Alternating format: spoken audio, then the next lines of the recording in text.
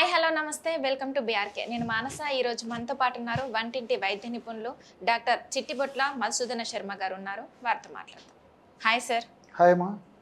Sir, చాలా మంది నీ పెయిన్స్తో బాధపడుతున్నారు. అసలు నీ పెయిన్ అనేది ఎందుకు వస్తుంది, దేనివల్ల వస్తుంది, దీనికి ఏమైనా పర్మనెంట్గా సొల్యూషన్ ఉంటుందా? పూర్వకాలం ఒక వయస్సు వచ్చిన తర్వాత ఈ మోకాళ్ళ నొప్పులు రావడం చాలా మందిలో జరుగుతుండేదమ్మా.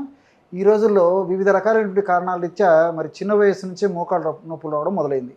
దీనికి సవాలక్ష కారణాలు అంటే పోషకాహార లోపము, వెయిట్ ఎక్కువగా ఉండడము, శారీరక శ్రమ లేకపోవడము, junk food, fast food, bakery foods ఇలాంటి ఫుడ్స్ ఎక్కువగా తీసుకుంటుండడము, అదేవిధంగా మరి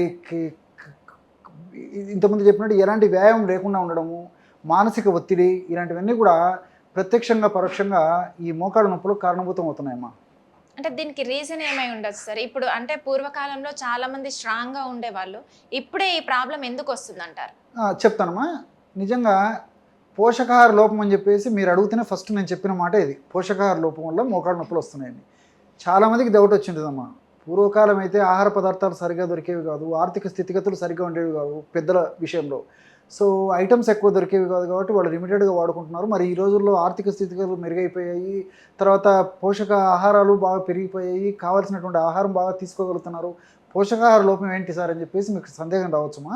సో పోషక రహితమైనటువంటి ఆహారం అమ్మా ఇదంతా. మనం కడుపు నింపుతున్నాం కానీ బాడీ ఆరోగ్యానికి ఉపయోగపడే ఆహారం నింపలేకపోతున్నాం. సో ఇది ప్రధానమైన కారణం. అంటే ఈ జంక్ ఫుడ్, ఫాస్ట్ ఫుడ్స్ వీటిలంతా కేవలము కడుపు నింపేందుకు ఉపయోగపడతాయి, వెయిట్ వచ్చేదానికి ఉపయోగపడతాయి. భవిష్యత్తులో కూడా వివిధ రకాలైన వ్యాధులు వచ్చేందుకు ఇవి సహకరించి వ్యాధులకు కారణభూతం అవుతాయి తప్ప మరి ఆరోగ్యానికి ఏమాత్రము ఉపయోగపడవు. కాబట్టి ముఖ్యంగా సూక్ష్మ పోషకాలు ఇందులో ఉండవు. అదేవిధంగా స్థూల పోషకాలు కూడా ఆశించిన స్థాయిలో ఆరోగ్యకరమైన రీతిలో స్థూల పోషకాలు ఉండవు, యాంటీ ఆక్సిడెంట్స్ ఉండవు. ఇవన్నీ కూడా ఉన్నప్పుడే మరి ఈ మోకాళ్ళ నొప్పులు రాకుండా ఉంటాయి. ఒకవేళ వచ్చినప్పటికీ చాలా ఇబ్బంది పెట్టకుండా ఉంటాయి. కాబట్టి మరి ఇది ప్రధాన కారణము. రెండవది ఏంటంటే విటమిన్ డి లోపము 100లో 90% మందిలో ఉంటుందమ్మా. సో విటమిన్ డి లోపం ఉండడం వల్ల మనం పోషకాహారంగా కాల్షియం లాంటి పదార్థాలు, ముఖ్యంగా కాల్షియం తీసుకున్నప్పటికీ ఆ కాల్షియము దేహం గ్రహించలేదు, ముఖ్యంగా ఎముకలు గ్రహించలేవు. సో సూర్యభగవానుడు ప్రత్యక్షమవుతున్నప్పటికీ మనం సూర్యుని ద్వారా అనుగ్రహాన్ని పొంది మనం డి విటమిన్ మన బాడీలో తయారు చేసుకునే పరిస్థితి మనకు లేదమ్మా. సో చిన్నపిల్లల నుంచి పెద్దల వరకు మరి ఈ యొక్క సూర్యభగవానుని యొక్క దృశ్యమే కనిపించకుండా మనం జీవితాలు తయారైపోయాయి. అంటే ఇంట్లో ఏసీ, స్కూల్లో ఏసీ, కాలేజీలో ఏసీ, ఆఫీసులో ఏసీ, వెహికల్స్లో ఏసీ, సో ప్రతి చోట ఏసీ. సో సూర్యభగవానుని యొక్క అనుగ్రహం ఉండి సూర్యకిరణాలు మన బాడీ మీద పడినప్పుడే డి విటమిన్ ప్రొడ్యూస్ అవుతూ ఉంటుంది.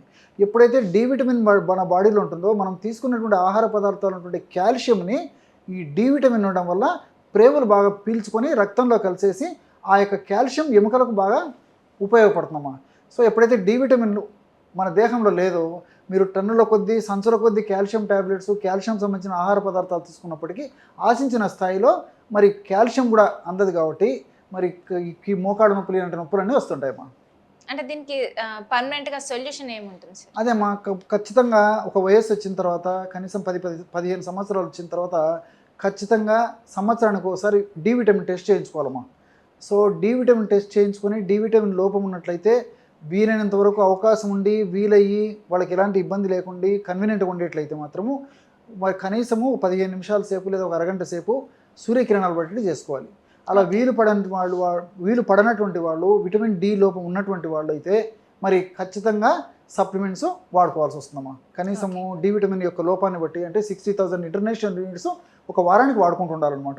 సో డి విటమిన్ లోపం మరీ ఎక్కువగా ఉన్నట్లయితే ఆ విధంగా వారానికి ఒకటి చొప్పున 12 వారాలు వాడుకోవాలి. డి విటమిన్ నార్మల్కి వచ్చిన తర్వాత నెలకు ఒకటి రెగ్యులర్గా వాడుకుంటుంటే సరిపోతుందమ్మా. కాబట్టి సూర్యకిరణాలు పడేటట్టు చేసుకోవడం ఒకటి, లేని పక్షంలో ఇలాంటివి తీసుకోవాలి. అదేవిధంగా ఆహార పదార్థాలు కూడా బీన్స్, ఆరెంజీ, అదేవిధంగా పుట్టగొడుగులు, అదేవిధంగా నాటు జున్ను, ఆవు పాలు ఇలాంటి వీలైనంత వరకు వాడుకోవడం మంచిదమ్మా. ఈ విధంగా తీసుకోవడం వల్ల మరి ఆ మోకాళ్ళ నొప్పులు చిన్న వయసులోనే రాకుండా ఉంటాయమ్మా. ఒకవేళ వచ్చినప్పటికీ ఉధృతి దాల్చవు. మరి చాలామంది ఈ ప్రశ్నలు మీరు అడగడము, నేను చెప్పడము ఇవన్నీ చూస్తుంటారు. చాలామంది రెమెడీస్ కోసం ఎదురు చూస్తుంటారు. సో ఆ టిప్ చెప్తాను చూడమ్మా.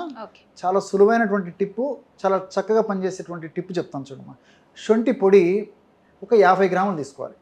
శొంఠి డ్రై జింజర్ అమ్మా సో మనకు మార్కెట్లో శొంఠి దొరుకుతుంది, శొంఠి పొడి దొరుకుతుంది. సో శొంఠి కొమ్ములు తెచ్చుకొని దంచి చూర్ణం తయారు చేసుకోవచ్చు, లేకపోతే శొంఠి పొడి తెచ్చుకున్నా సరిపోతుందమ్మా. సో ఫర్ ఎగ్జాంపుల్ 50 గ్రామ్స్ శొంఠి పొడి తీసుకున్నారనుకోండి, 50 గ్రామ్స్ వామును వేయించి చేసినటువంటి చూర్ణం. వాము తెలుసు కదమ్మా, అజవాయిన్ అంటారు అనమాట, ఓమం అనేటువంటి పేరుతో కూడా పిలుస్తుంటారు అనమాట. సో వామును శుభ్రం చేసేసి కాస్త వేయించేసేసి పౌడర్ లాగా తయారు చేసుకొని ఒక 50 గ్రామ్స్ వాము చూర్ణం తీసుకోవాలి. దీంతోపాటు ఒక 10 గ్రాములు మాత్రం దాల్చిన చెక్క చూర్ణం తీసుకోవాలి. సో 50 గ్రాముల శొంఠి చూర్ణము, 50 గ్రాముల వామును వేయించి చేసినటువంటి చూర్ణము, 10 గ్రాములు దాల్చిన చెక్క చూర్ణం. ఈ 3 పదార్థాలు కలపడం వల్ల బ్రహ్మాండమైనటువంటి మోకాళ్ళ నొప్పులు తగ్గించేటువంటి ఔషధం రెడీ అయిపోతుంది. దీన్ని ఒక పావు టీ స్పూన్ ఉదయం ఆహారానికి ముందు, పావు టీ స్పూన్ రాత్రి ఆహారానికి ముందు, తగినంత తేనెతో కానీ, లేకపోతే తగినన్ని పాలతో కానీ, లేకపోతే కాస్త మజ్జిగలో కానీ ఓకే. లేదంటే నీళ్ళలో కానీ, ఏ పద్ధతిలో ఈ యొక్క ఔషధాన్ని వాడుకోవడం వల్ల మోకాళ్ళ నొప్పులు తగ్గిపోయేటువంటి అవకాశం ఉంటుంటుంది. అదేవిధంగా మోకాళ్ళ నొప్పుల యొక్క ఉధృతి తగ్గిపోతుంది. భవిష్యత్తులో మోకాళ్ళ నొప్పి వల్ల ఇతర కాంప్లికేషన్స్ రాకుండా ఉండేందుకు అవకాశం ఉంటుంటుంది. మరి ఈ సొంటిలో ఉన్నటువంటి జింజరాలు, షాగోలు అనేటువంటి రసాయన పదార్థాలు, అదేవిధంగా వాములో ఉన్నటువంటి థైమాలు, థైమోక్విన్ అనేటువంటి రసాయన పదార్థాలు, దాల్చిన చెక్కలో ఉన్నటువంటి సినిమాల్డిహైడ్ అనేటువంటి రసాయన పదార్థాలు, ఇవన్నీ కూడా ప్రత్యక్షంగా పరోక్షంగా మోకాళ్ళ నొప్పుల పై పనిచేసేసి మోకాళ్ళ నొప్పుల వల్ల కలిగేటువంటి బాధ, మంట, పోటు, సలుపు, అసౌకర్యము, వాపు ఇలాంటివన్నీ తగ్గేందుకు ఇందులో ఉన్నటువంటి పదార్థాలన్నీ కూడా ప్రత్యక్షంగా పరోక్షంగా ఉపయోగపడతాయమ్మా. Okay sir, thank you so much. ఓకేమ్మా.